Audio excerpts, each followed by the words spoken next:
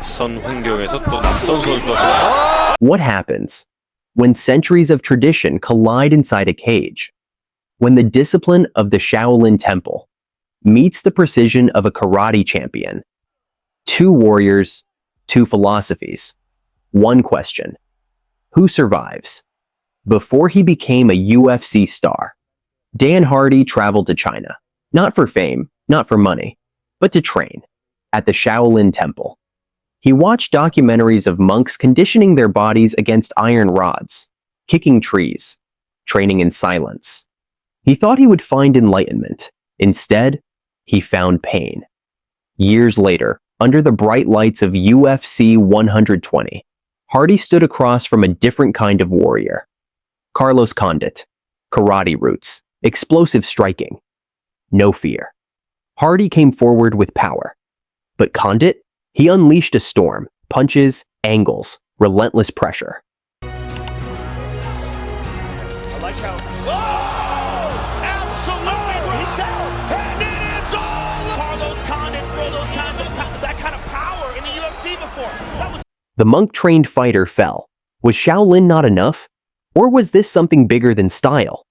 In 2013, inside a packed arena in Seoul, a man walked in wearing prayer beads, Yi Long, marketed as a Shaolin monk. Across from him, a local karate black belt fighting in front of his nation, at Wu Lin Feng. This wasn't just a fight, it was pride. China versus Korea, Kung Fu versus karate.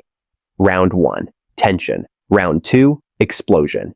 낯선 환경에서 또 낯선 선수와 Yi Long unleashed a brutal combination, a kick, a right hand, another crushing strike. The karate fighter collapsed, silence, then shock. The crowd stared in disbelief as the monk stood over his opponent. But here's what they didn't tell you. This wasn't traditional kung fu. It was sanda, modern combat, adapted for war inside the ring. There is another Shaolin warrior, Shi Yan Zi.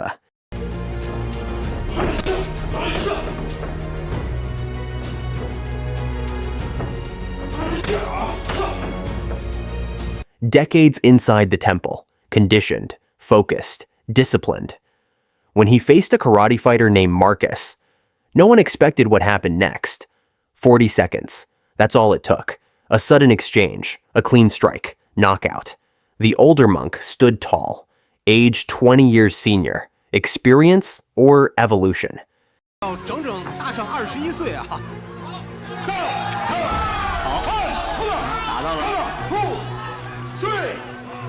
In the brutal early days of the UFC, styles weren't blended, they were tested.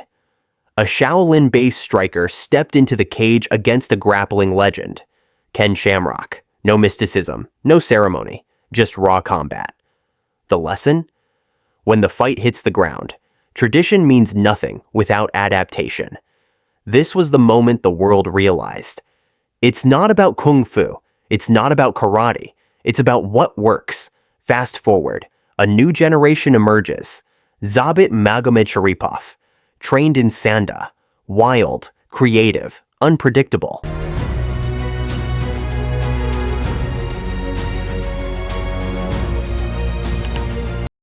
At UFC Fight Night 163, he faced Calvin Kattar.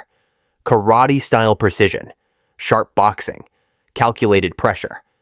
But Zabit, spinning attacks, flying knees, angles no one saw coming. He won, but barely. Because at the highest level, there are no pure styles anymore. Only evolution. Having Zabit like that when there's so much hype around him, a little risky at the end there with the flying. Kung Fu teaches flow. Karate teaches precision. Kung Fu emphasizes adaptability. Karate emphasizes discipline.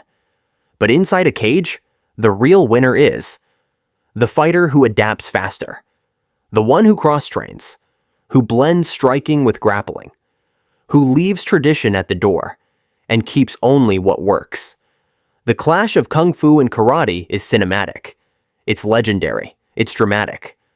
But the truth? There is no superior style. There is only superior preparation. So the next time someone asks, Kung Fu or karate? Tell them this: It's not the art, it's the artist. Who do you think wins?